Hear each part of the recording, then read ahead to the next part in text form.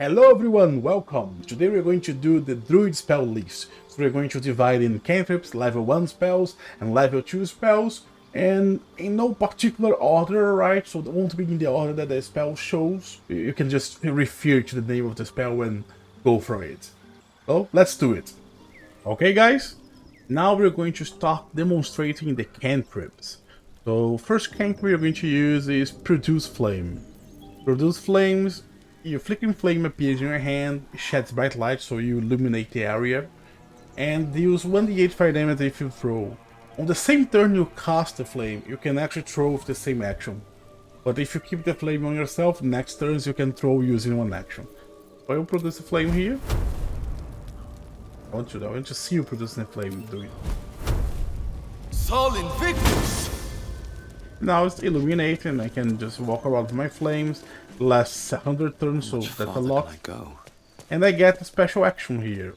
I could dismiss it, or I can hurl it. I will hurl it on this goblin. It does like Olympic throwing a stone, that was nice. The goblins will egg. Now that's a combat turn, I will produce flame on this turn. And on the same turn, I can use my action and hurl it at him. Being an attacking cantrip, we use my wisdom modifier because I'm a druid, I use wisdom for that. That's a ranged attack roll. So that's a pretty nice spell. I like it.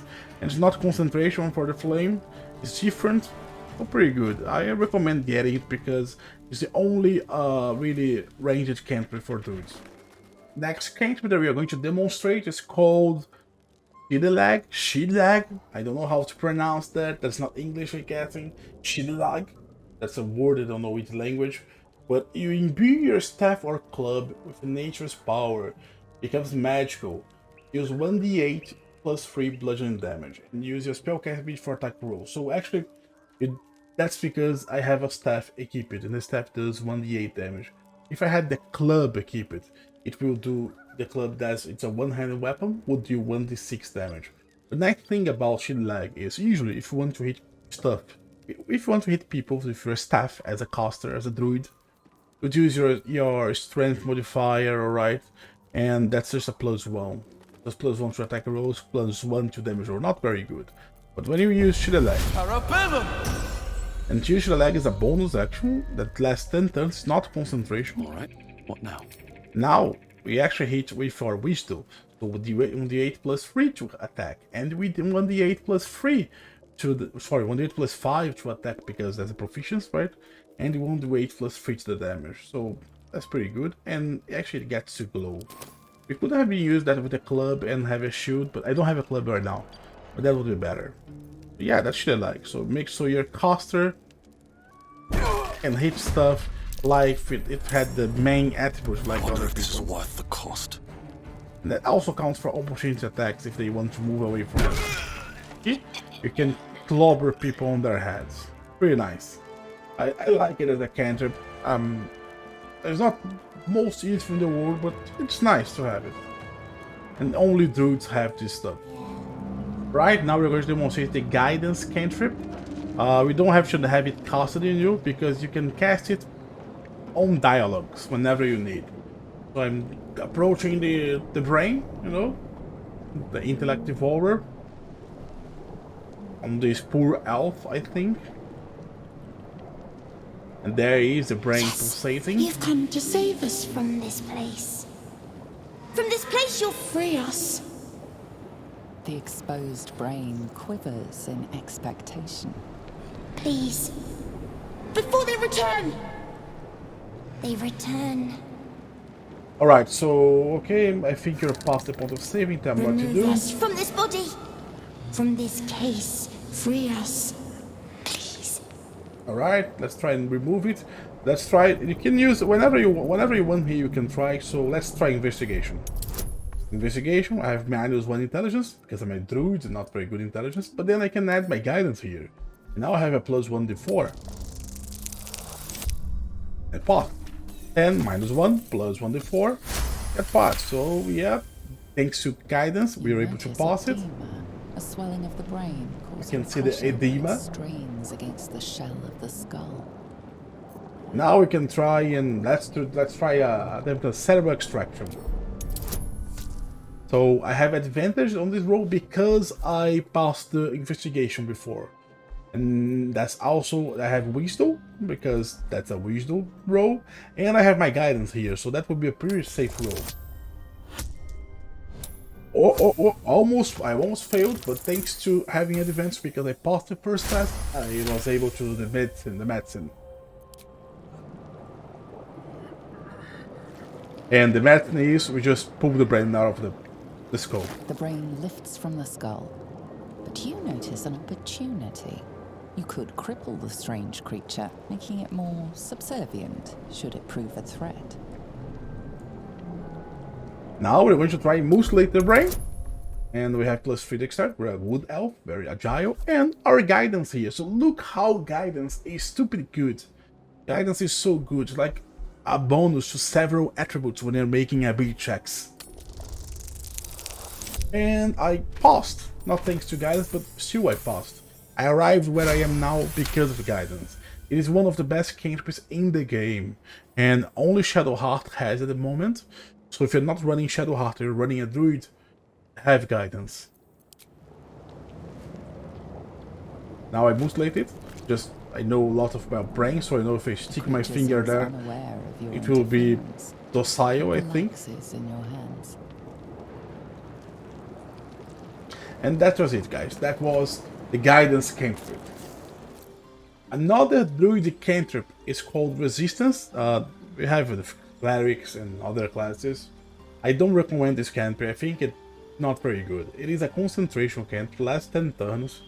You need to use your action to cast on someone, and then you have a 1d4 bonus on saving throws. So that sucks. It really sucks. You know, yes, you can precast it and enter a combat. I know, but maybe you want to precast another better concentration spell. We're not going to demonstrate it on that own game, but yeah, it's not the best cantrip in the world. Alright, continuing our cantrips, we're going to try and demonstrate now Thorn Whip. Thorn Whip is a nice cantrip, only Druid has it in the game. So basically, you strike a creature with a thorny vine-like whip. Use 1d6 piercing damage if they fail the saving throw, okay? And you pull them closer 3 meters to you, if it's large or smaller in size. So yeah, it's nice. You can pull any creature in the game basically right now.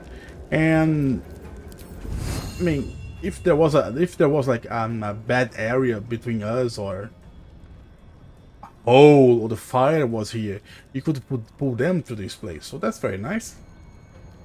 And there's a concentration, not concentration, sorry, it's a saving throw spell. So if they fail, they take the damage in their pool. They failed the saving throw, took the damage, was pulled, and died. Pretty nice spell. Only Druid has it, so I recommend having it if you're a Druid.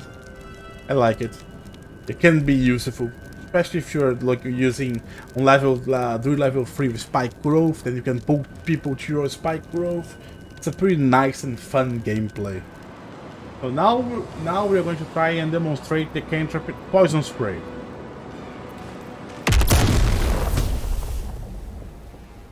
Veneno!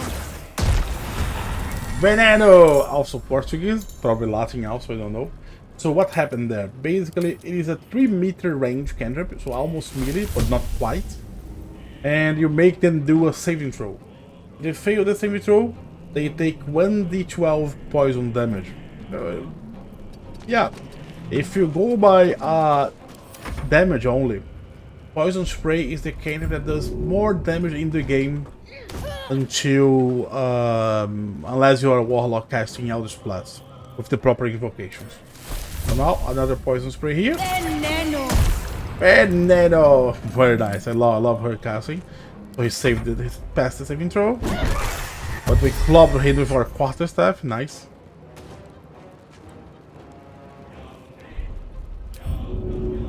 You're not escaping me, imp. You fly, but you don't know how to really fly. So you need to be on the ledges. I don't like how flying creatures can't fly on Baldur's Gate. Poison Spray. Veneno! He failed the saving throw and took 4 damage. So that's it. Poison Spray. It is okay. It is okay. But I wouldn't take with my Druid, because Druid, I mean, they have Shield Lag, and they have Produce Flame for range, and they have Thorn Whip for medium range, so that's so different cantrips, so I don't think I would take it. Also, poison damage is a pretty common resistant type of damage, so yeah, I wouldn't take it. But that's it, guys. Poison damage should have been the first one we showed, but we didn't show another, so that concludes our Druid spell list guide. The cantrip guide is done. So guys, thank you very much for watching our Druid spells guide. I hope you enjoyed, I hope it helps you, and if you make this far, please consider subscribing to the channel and leaving a like, it helps us a lot. Thank you very much and have a great day.